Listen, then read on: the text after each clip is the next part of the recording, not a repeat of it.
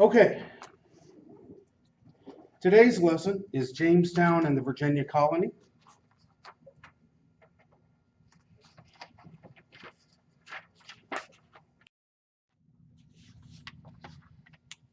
Jamestown, you probably, hopefully already know, was the first successful English colony in America.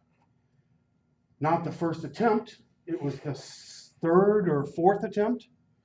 Probably you've all heard of Roanoke, the colony that was established in 1587 on an island off the coast of North Carolina and disappeared mysteriously 3 years later, 1590. There was also a colony that they tried to establish in what's today called Maine, and I think it was called Popham or something like that. It only lasted about a year, and then they abandoned it and gave up. So this was not the first attempt, but it was the first successful one. So in 1606, King James I granted the Virginia Company of London a charter to establish a colony in America. The charter declared that all of the colonists retained the rights of Englishmen while they were in Virginia. This is an important point, establishing the principle that wherever Englishmen went, they carried their rights, their legal rights with them. And so they were not they were going into a lawless land, but they carried some of the law with them. So 105 men and boys left England in December 1606 in 3 ships, the Susan Constant, the Discovery, and the Godspeed, and 104 arrived in late April of 1607. This is a reconstruction of the Susan Constant. It was made just, I think, 20, 30, maybe 50 years ago, but not too long ago. On May 14, 1607, the colonists chose the site of Jamestown on a peninsula connected by a narrow stretch of land to the mainland.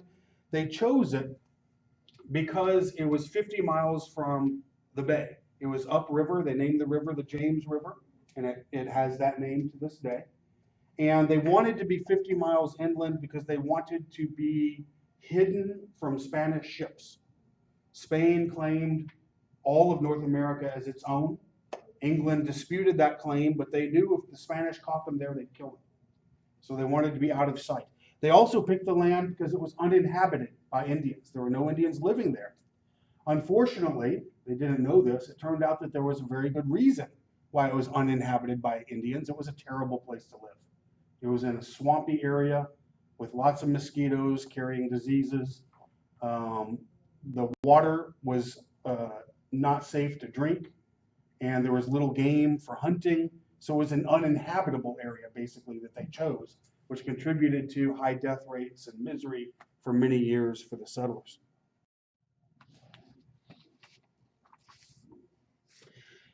So the original settlers included only a few farmers and skilled laborers. About a third of them were gentlemen, unaccustomed to labor. They weren't interested in farming. They weren't interested in construction.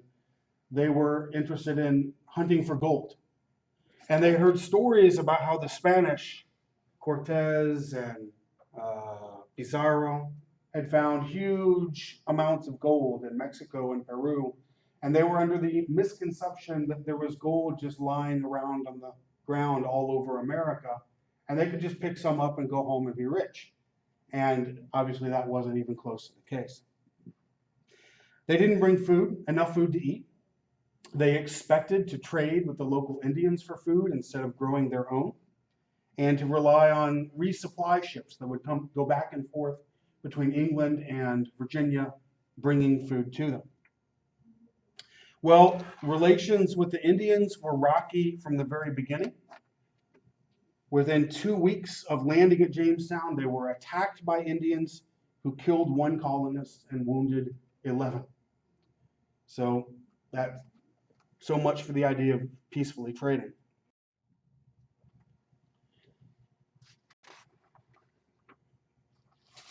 By about June 15th, the colonists had constructed a triangular wooden fort for defense against the Indians and against the Spanish if they should show up.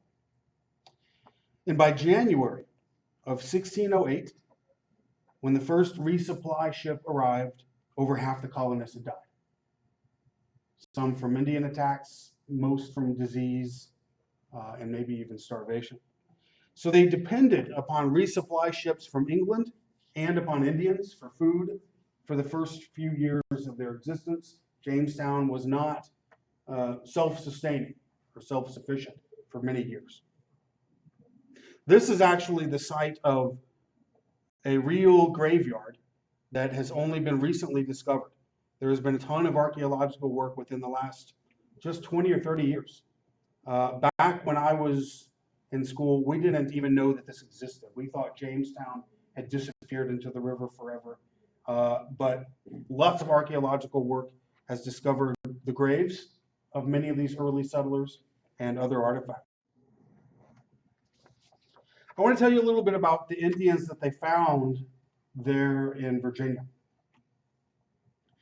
So the major Indian force or entity was the Powhatan Confederacy. It was led by this man depicted in this portrait here, Wahan, also called Powhatan. So that was the name that he sometimes went by, or the English referred to him by, and it was also the name of the village that he came from, but his proper name was probably more like Wahan. So Powhatan, or Wahan, was the leader of a confederacy that comprised about 30 tribes, all speaking Algonquian languages, and about 15 to 20,000 people.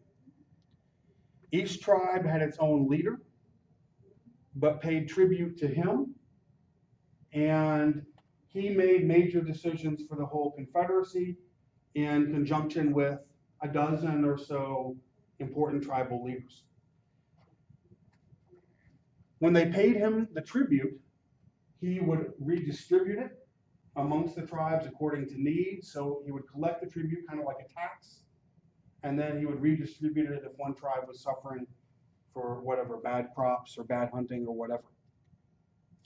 The tribe's economy was based on two things: agriculture, which was done principally by the women. The women farmed corn, beans, squash, and other vegetables. The men hunted, fished, and engaged in warfare, and warfare was also a part of the economy because they would capture prizes and even people in their warfare, and that would help maintain them their lives as well. So I've said that each tribe had its own chief. Each chief was subject to Wahan and paid him tribute. This is an important concept. I'll mention it again when we meet John Smith. One other thing, this confederacy was matrilineal. Some North American Indians had matrilineal systems, some had patrilineal. Matrilineal, which is what this tribe used, means that your family name and your status was passed down from your mother's bloodline. So Powhatan was very important and influential, but he inherited his status as a chief and an influential person from his mother, who was actually kind of a ruler of 6 tribes. And then he inherited that, and he expanded it into 30 tribes or so by the time the English. He expanded his confederacy by attacking other tribes in the region, by killing their leaders, and by replacing them with his own men, either his sons or other family members, brothers, people he trusted. And he also used diplomacy. He would negotiate with them, join our confederacy, so you have a stick and a carrot. He would use, promises of incentives. We'll give you such and such from the tribute. We'll help you survive, and so forth. He kept the peace within his confederacy one way by making war on other tribes. For example, the Iroquois. We think the Iroquois had a confederacy, and it was very powerful. And Wahan organized his confederacy, perhaps in part to counteract that Iroquois confederacy. So they would go on war trips and war parties, and they would attack Iroquois and other Indians, and they would bring back prizes and captives and things. And this served an important social purpose, as well as kind of political and economic. It gave the young men a way to establish themselves in society and a way to prove themselves.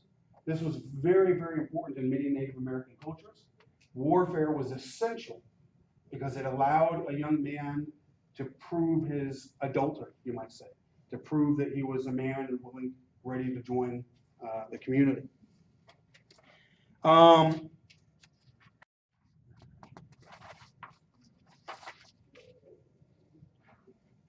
So in terms of the political organization, this is interesting because I've seen a lot of Native American tribes that have similar structures.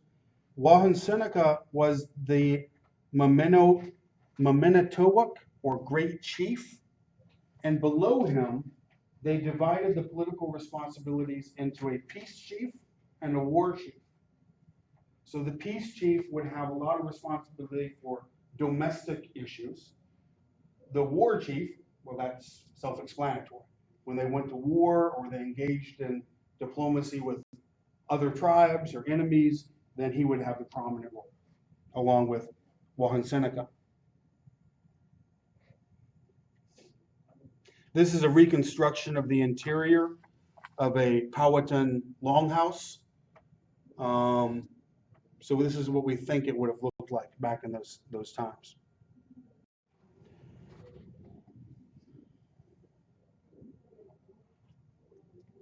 So the 15 or 20,000 Powhatan people are there in Virginia, Maryland, maybe parts of northern North Carolina, when the English arrive in 1607. And the most interesting, the most famous probably of the Englishmen is this man, John Smith.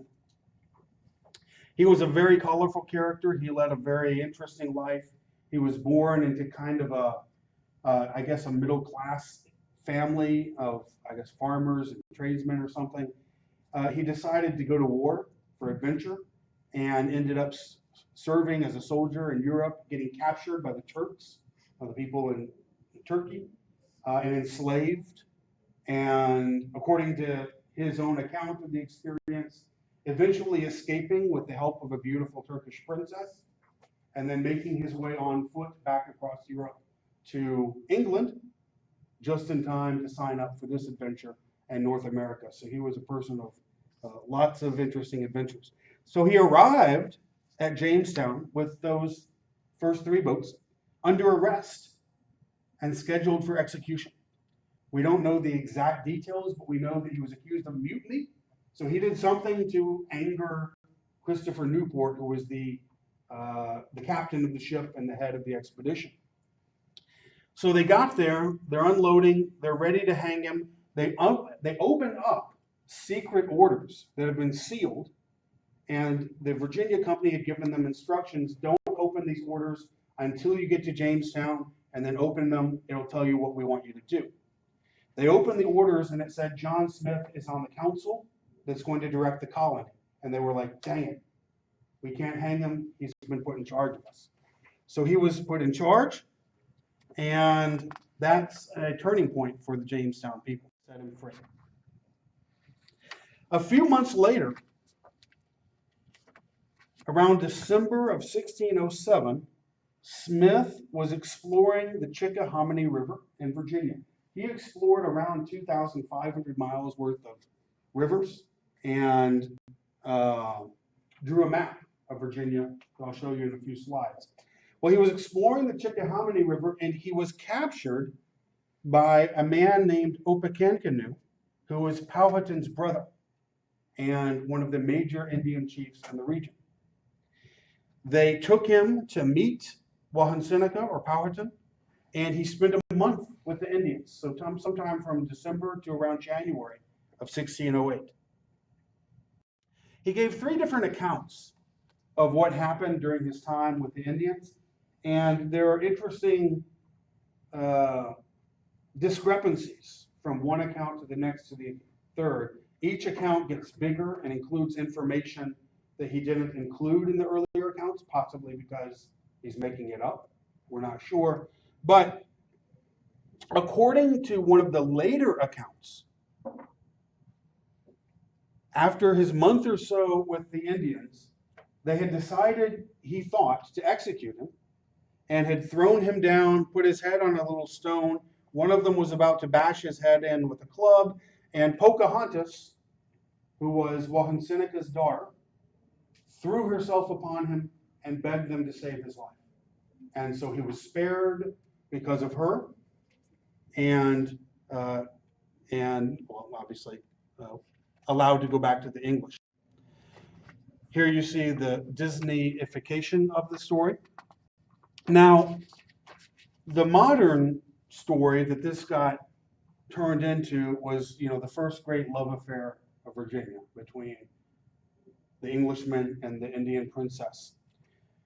We think that there was almost certainly no love affair between them. That didn't happen. One, because the accounts suggest that she was about 10 years old. So that'd be really gross. So let's just hope that didn't happen. More likely, we think that either the account just didn't happen at all and he made it up. And why would he do that? Because years later, 10 years later, Pocahontas visited England and became a celebrity. And in the third version of his story about his adventures in Jamestown, he expanded the section with her, and suddenly she plays a major role saving his life. Was it just to sell books? Possibly, who knows? Also, we think that if there was such an event of them almost bashing his head in and then deciding at the last minute not to, he probably missed, but first of all, she probably didn't play that big of a role in it, if any, because she was a 10-year-old girl. They weren't going to give her, oh yeah, we want to kill him, but the 10-year-old says no. Like, that's not likely. What probably happened, if anything, is that they were enacting a ritual, a spiritual and political ritual, kind of all together, where this Englishman who has come to them, a member of another tribe, an enemy, is symbolically killed, spared at the last moment, and then reborn into their tribe, adopted into their tribe. And one of the reasons we think this is because Pocahontas, who was a very real person, referred to him in some accounts afterwards as her brother.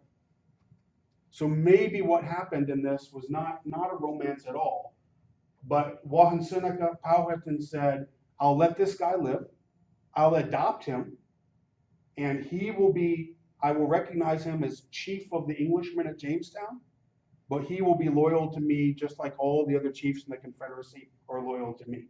Right? He'll be a part of my Confederacy. So that makes more sense as what was probably happening.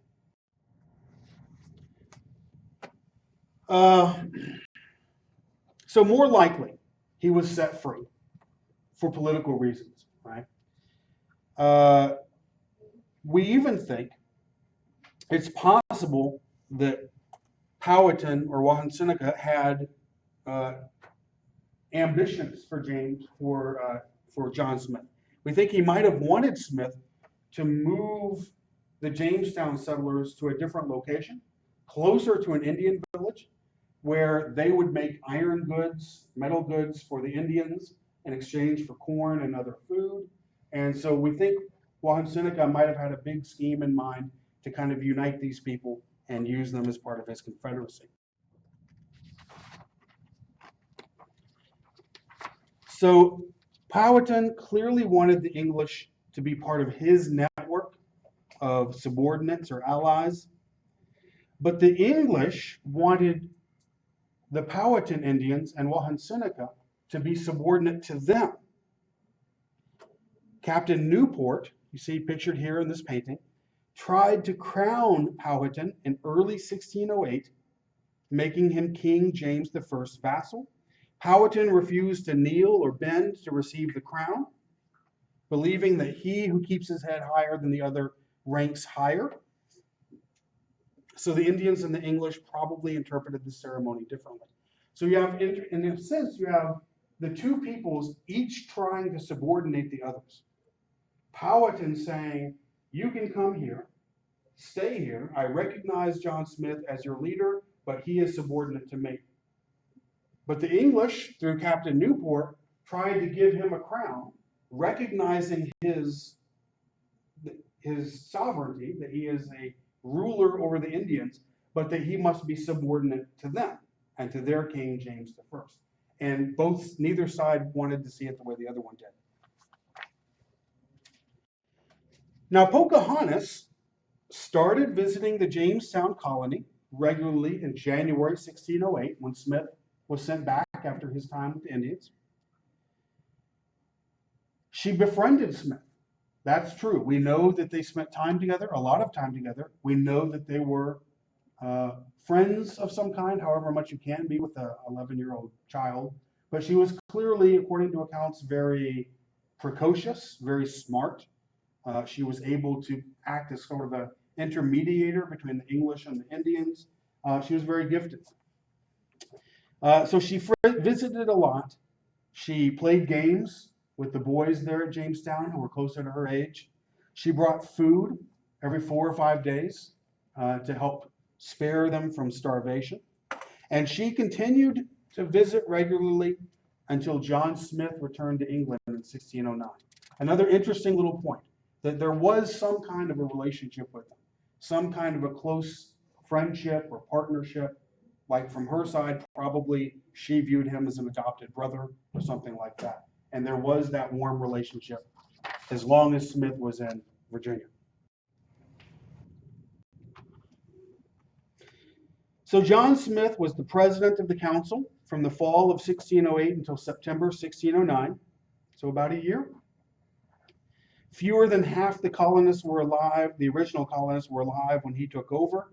He ordered the men, gentlemen and commoners alike, to farm and to build fortifications rather than search for gold. He used a quote from the Bible. He said, "He that will not work shall not eat." Now, this was kind of military rule. Basically, he was saying, I'm in charge, you're going to start working, or I'm not going to let you have the food. And it saved them from starvation, according to many accounts.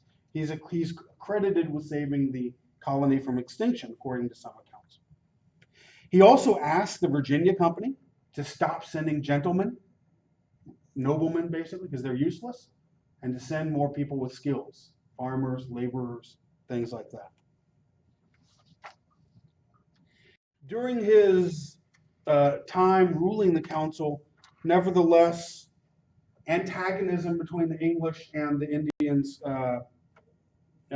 continued. The English were expanding their territory in Virginia. They were not staying, bottled up in that little fort.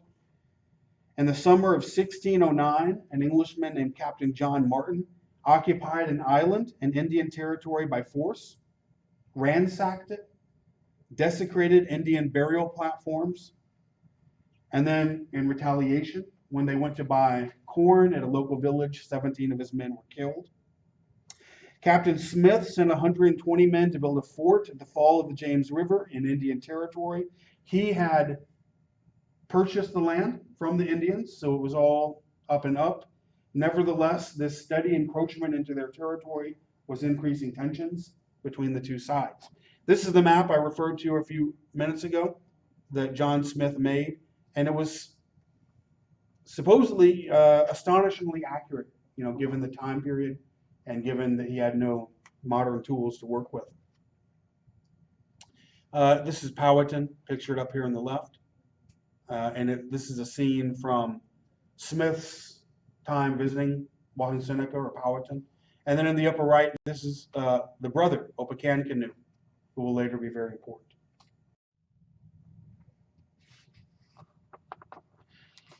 Now, this next part is a little mysterious and kind of intriguing. John Smith left Jamestown on October 4th, 1609, after an accidental gunpowder explosion injured him. Was it accidental? I've heard suggestions that maybe not. Maybe some of the colonists who he antagonized by, ruling them with an iron fist, making them work, etc. Maybe they wanted to get rid of him. Maybe there's a little power struggle here. Either way, he left and he didn't come back to Virginia ever again. And then it gets even more interesting. The colonists told the Powhatan Indians that Smith was dead. Not that he was injured and going back to England to recuperate, but dead. And Pocahontas stopped visiting the colony after that. So this marks a clear break. And it sounds almost intentional, like someone there wanted him out of the way and wanted the Powhatans to know he was gone, he was out of the picture. You're not dealing with him anymore. So around this time, shortly after John Smith's departure, Seneca basically declared war on the English. He ordered them to stay within the walls of the fort of Jamestown and told his warriors to kill anyone caught outside the walls. They wiped out an English post at a place called Nansemond. The fort that they had built at the fall of the James River, the Indians forced them to abandon that fort. And so they were put under siege, right? They were bottled up in the Jamestown fort, and if they ventured outside for food, for water, to hunt, they did so at the risk of losing their lives. So they began to die of starvation and disease, and they would remember this as the starving time, the winter of 1609 and 1610.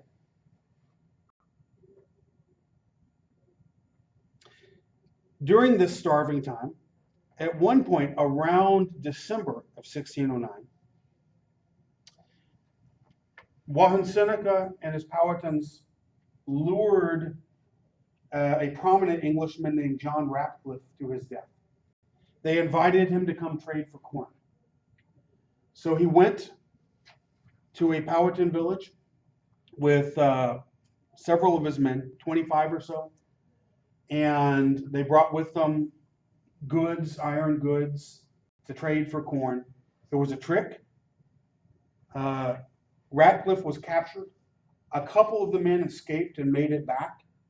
And then from later accounts, Indian versions of what happened, and combined with what the English were able to witness, we know that what happened was they were massacred.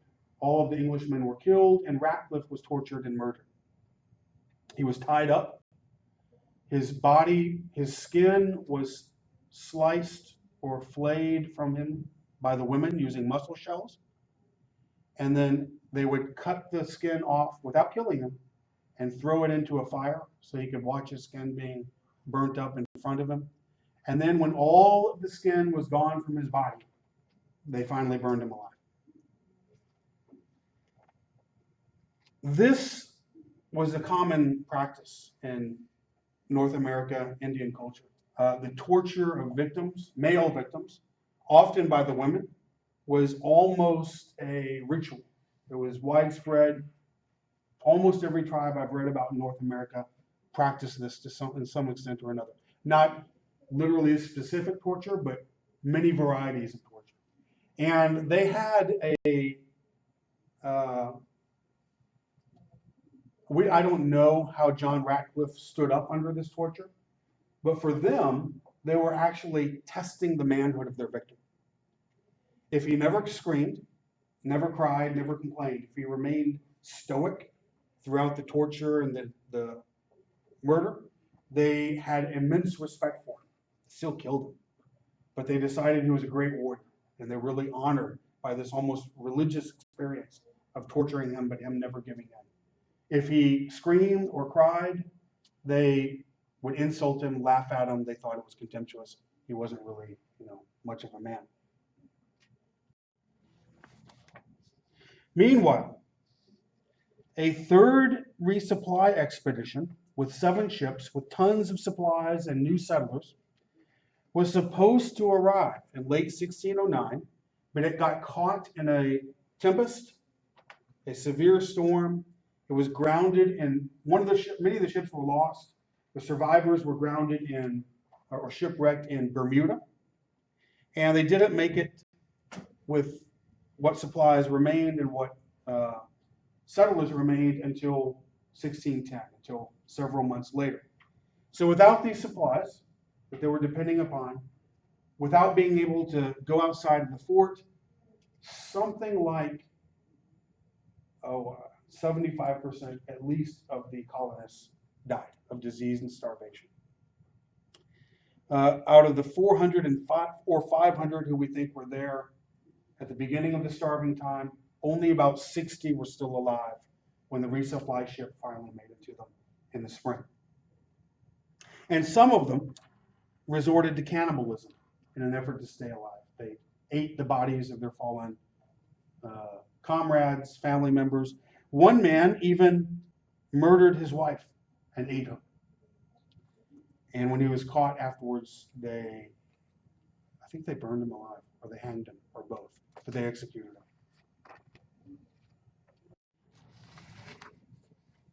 After the torture and murder of John Ratcliffe, this man, Jamestown Governor George Percy, sent 36 men in a small ship called the Swallow to trade with Indians on the Potomac River. They were successful in their trading, and they were about to come back when they got word that there was cannibalism going on at the Jamestown fort. And instead of going back to Jamestown, they took their small boat and they went all the way back to England and probably saved their lives. This is the skull and the reconstructed face of one of the victims. A really tragic case. So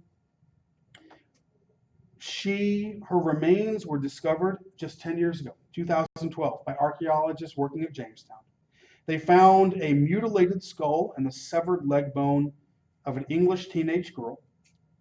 And what we think now, we don't know her name, but it's become fashionable to call her Jane. That's what they call her, nickname her. So Jane was about 14 years old. She was on the resupply expedition that got stuck in Bermuda. So she survived the tempest. She survived the time on the island in Bermuda. The colonists rebuilt a couple of ships there in Bermuda, eventually made it to England. Wait, that can't be right. That can't be right.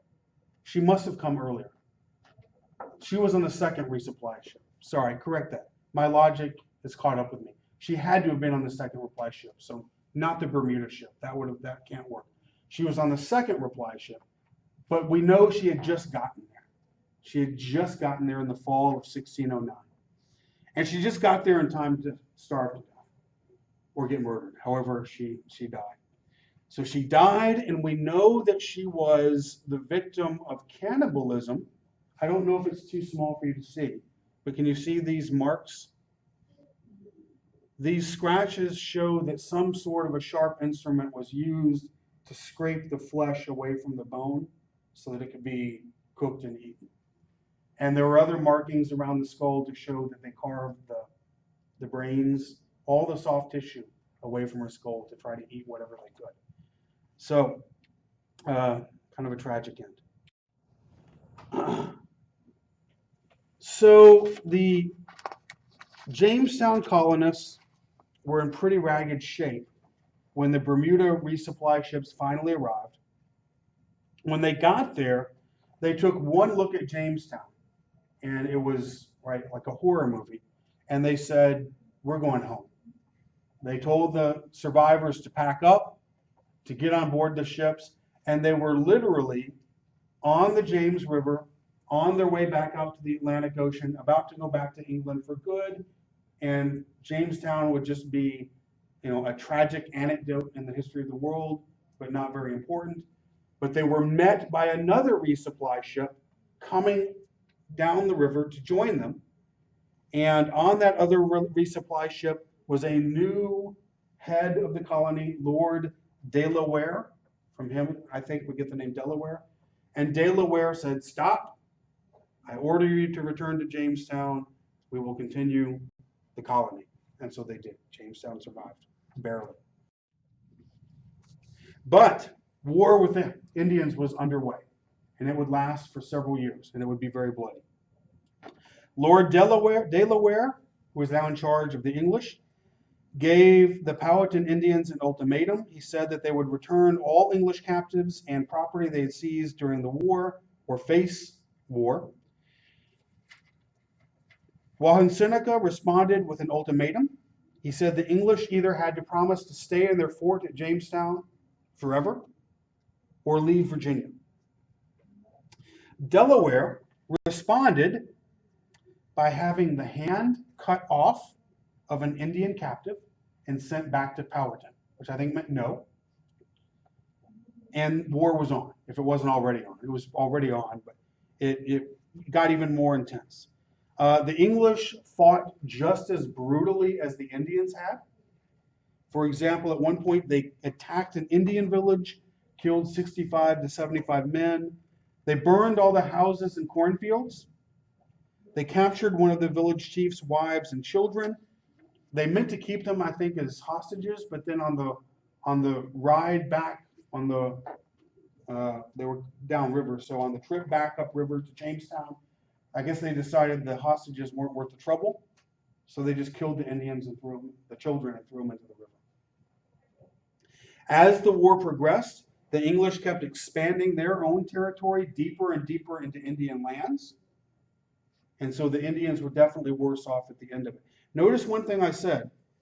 The English didn't just attack and kill the Indian men. They burned the houses and the cornfields as they went. So they were practicing total war. And by depriving, and the English would do this, and Americans would do this later, and war after war, by depriving the Indians of their houses and their agriculture, they destroyed their ability to survive long term and to survive through the winters. And this is how English and Americans often won wars against Indians. So then something interesting happened to end the war. The English made a peace deal with a group of Indians called the Powhatan Indians, and those Indians captured Pocahontas, the daughter of Powhatan Seneca. And they handed her over to the English, who held her captive as a hostage. And they were negotiating with Powhatan Seneca for him to get her back. He was supposed to free some English captives and give them food and stuff, whatever the ransom was for her. And he agreed. He was going to pay the ransom for her. But at some point, she converted to Christianity and was given a new name, Rebecca, and agreed to marry an Englishman named John Rolfe. Her father, Powhatan Seneca, agreed to the marriage, and through this marriage, a peace was made that they called the Peace of Pocahontas between the English and the Powhatans. And it lasted 8 years. For the rest of her life and the rest of her father's life, he honored the peace treaty. Or it wasn't a treaty formally, but the peace agreement. And until even a few years after that. So John Rolfe had arrived in Jamestown in 1610 with the survivors of the third resupply expedition that had been grounded in Bermuda. He brought with him the solution to Jamestown's economic problems. He brought tobacco seeds. They already had tobacco in Virginia, but he brought a milder, sweeter tasting tobacco that I think he had picked up in either in Bermuda or maybe earlier from the Caribbean islands. He had a wife and a child, but they had died on the trip to England. He began successfully exporting tobacco by 1612, and by the time 1614, by the time of his marriage to Pocahontas, he was a very successful tobacco planter in Virginia. Now, King James I, interestingly, had mixed feelings about tobacco. He called it the stinking weed. He said, "Herein is not only a great vanity, but a great contempt of God's good gifts, that the sweetness of man's breath, being a good gift of God, should be willfully corrupted by this stinking smoke, a custom loathsome to the eye, hateful to the nose, harmful to the brain, dangerous to the lungs. But he made his peace with tobacco because it was insanely profitable. And it became, and would be for many, many years, the staple of the Virginia colony. So Rolfe and Pocahontas married, and they had a son named Thomas in 1650. In 1616, they traveled to England with the Virginia governor to promote the colony. And she was treated like a queen, like a princess when she arrived.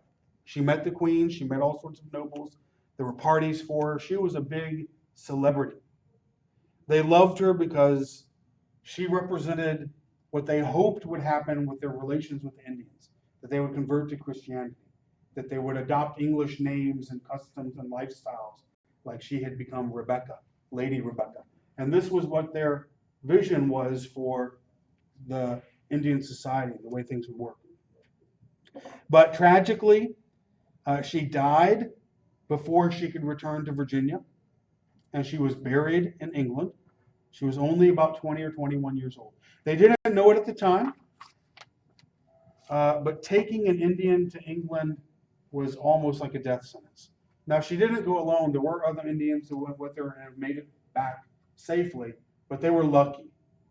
She didn't have any immunity to lots of common diseases in England, like smallpox, measles, things like that. We don't know exactly what it was that killed her, but it could have been anything, because she was really vulnerable there. Now, Thomas was left in England to be educated, which is good. He probably would have died if he had traveled back to Virginia with his father. John Rolfe returned to Virginia and would later remarry.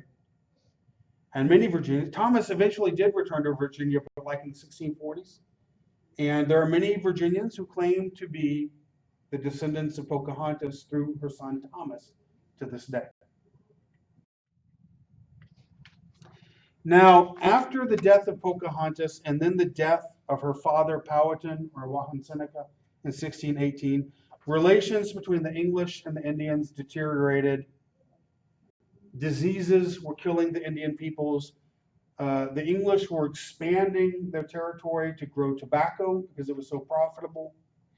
And in 1622, Opechancanough, who was Seneca's younger brother, decided to wipe out the English. He wanted to either kill all of them or as many as he could, and then today we would call it like ethnic cleansing. He wanted them to leave Virginia forever and not come back. So he launched a surprise attack on March 22, 1622. It was carefully planned. Indians entered the homes of English people they knew all over Virginia that morning. They just showed up without weapons, because it was carefully planned to be a surprise attack. They showed up, they said, "Hi, how are you doing?" They came inside the homes. They acted like it was just ordinary visits. And then they grabbed whatever weapons they could find to hand and killed as many people as they could, men, women, and children. They killed about 1/3 of the colonists that morning before the English could regroup and begin to defend themselves. 347 people is what we think the death toll was. So still to this day, probably one of the greatest massacres in North American history. Many of the English settlements were completely wiped out. The few who were in the Jamestown fort area were able to get word of the attack and save themselves. We think John Rolfe was one of the Englishmen who was killed. Well, Opechancanough thought that the English would leave, but they didn't. Instead, they fought back, and they fought back just as brutally as the Indians had. They launched a war that lasted 10 years. They destroyed the Indians' cornfields, their boats, and their homes until a peace agreement was finally reached. In 1644, Opechancanough tried again, another surprise attack, killing 500 people. This was about 1/10 of the English population at that time. He was defeated again, and this time the Indians were completely subjugated. The Confederacy was no more. Boundary lines were drawing, strictly determining where the Indians could live and where the English could live, kind of like the concept of reservations today.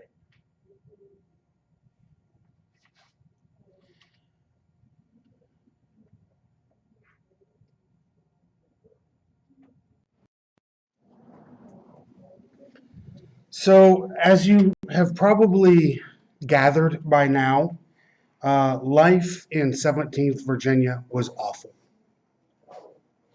If they had come to you in London and said, hey, you want a free ticket to Virginia, you would have been like, do I want to die? Okay, sure, I'll take it. Because if you went to Virginia as one of these early Jamestown colonists, there was a 3 out of 4 chance that you would be dead within 10 years or so, either by starvation or disease or Indian attack, or maybe some other miscellaneous thing, but those were the 3 biggest killers. The life expectancy was about 20 years less in this colony than in the New England colonies I'm going to get to in a minute. It was about 40, 43 years for a man. And that was probably because that was about the age they were when they went there, and then they promptly died. About 50% of infants died. Only 1 out of 4 children reached adulthood in Jamestown or in the Virginia area. 1 out of 3 marriages lasted 10 years. And the reason for that wasn't divorce. It was because for the other 2 out of 3, 1 or both spouses was dead within 10 years. And if you want a good example of that, think of John Rolfe.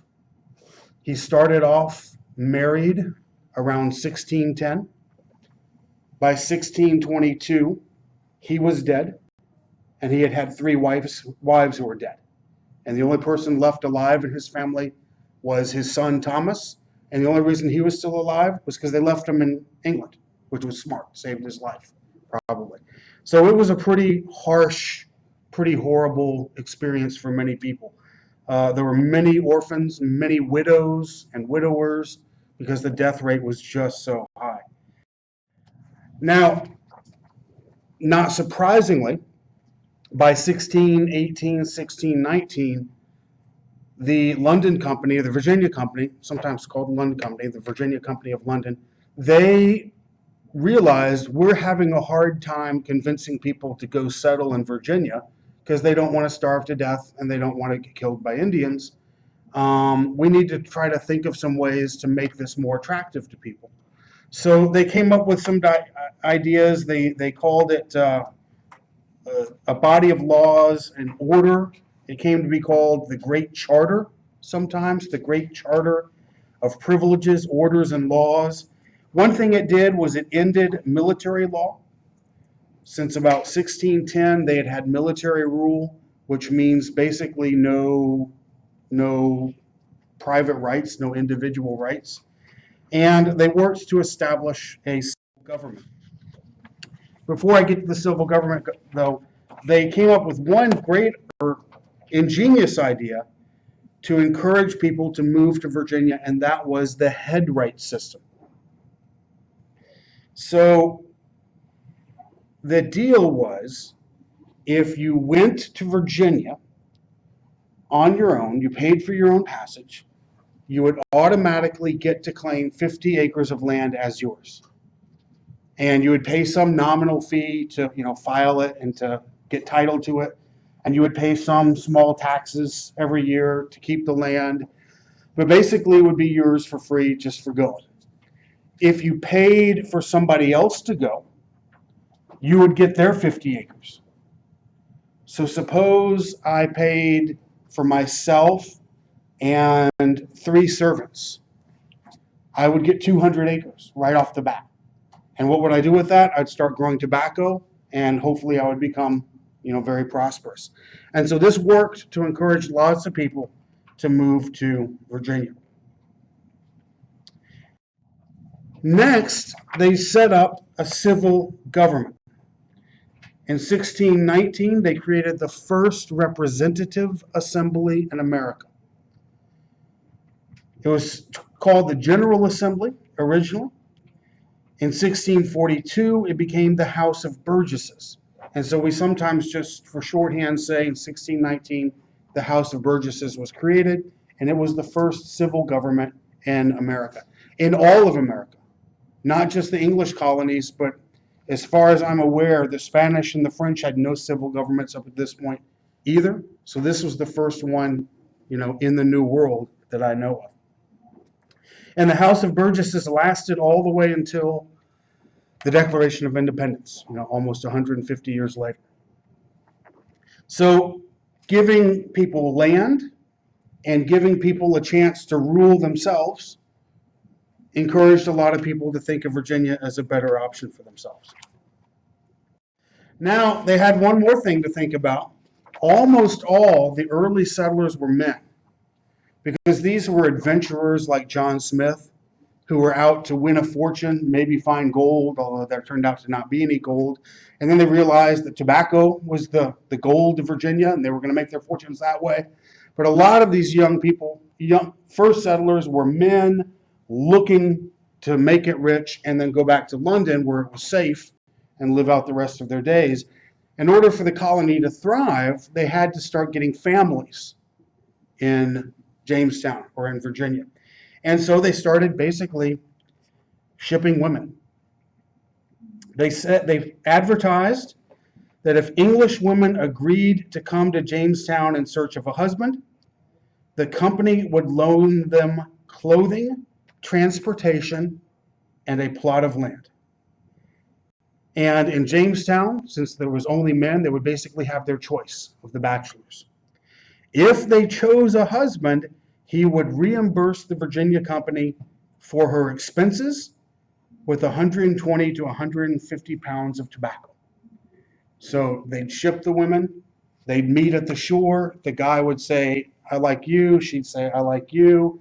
He'd pay the fee for her shipping, basically, and they would get married.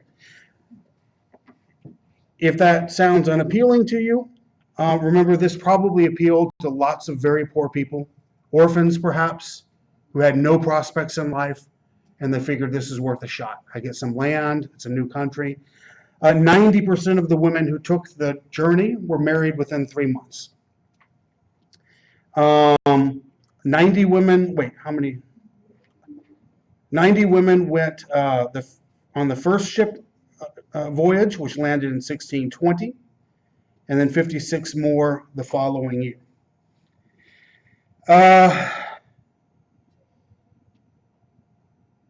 This imbalance between men and women, though, was still very lopsided.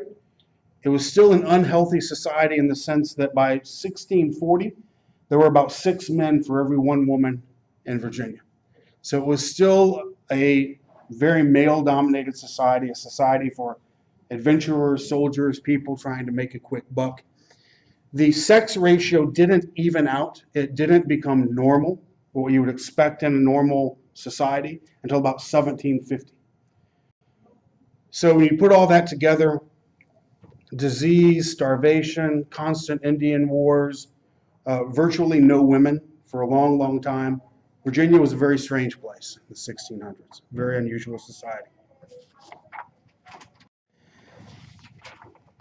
2 more points. About 3 out of 4 colonists were not free. I mentioned earlier, if you paid for someone else's trip to Virginia, you got their 50 acres. You also got 4 to 7 years worth of their labor. They were legally yours, your property. If they ran away, they could be caught and returned against their will. The way it worked was these were called indentured servants. They would take the voyage from England to America. They would get to America. The planters, because it was almost always tobacco planters, although sometimes they looked for servants in the house and that sort of thing, and the women might do that. They would go to the docks. They would size up who the potential servants were, and they would buy them. They would pay the ship whatever was owed for the cost of taking them. They would sign this contract, and the servant would go with his owner, and agree to work for the next 4 or 5, maybe 7 years in exchange for their shipment to America. At the end of that time, they were free, now legally free, and they could go wherever they wished. And they were supposedly entitled to a set of tools, a free set of clothing, maybe some land, but they often just left with their freedom and little, if anything, more. But this is how most people came to Virginia in the early days. And last, I'll talk about this a lot more in a different lecture, but in 1619, another historic moment, the first Africans arrived in Virginia. These are not the first Africans in the New World. There have been Africans in the New World since about 1500, when they were already being used as slaves in the Caribbean islands by the Spanish and the Portuguese. And throughout the 1500s, thousands and thousands are transported to South America and Central America, mostly in slavery. But these are about 20 Angolans from the west coast of Africa who had been captured by the Portuguese, but the Portuguese slave ship had been captured by a British pirate, and the English pirate had stopped by Jamestown looking to unload the cargo, which was Africans, and so they were sold in Jamestown. We are pretty sure they were sold as servants, not slaves, because slavery didn't exist yet in Jamestown. So people bought them, they worked for a few years, and then they were set free, just like the Irish and English servants were, as best as we can tell. I'll talk about that more at a later lecture.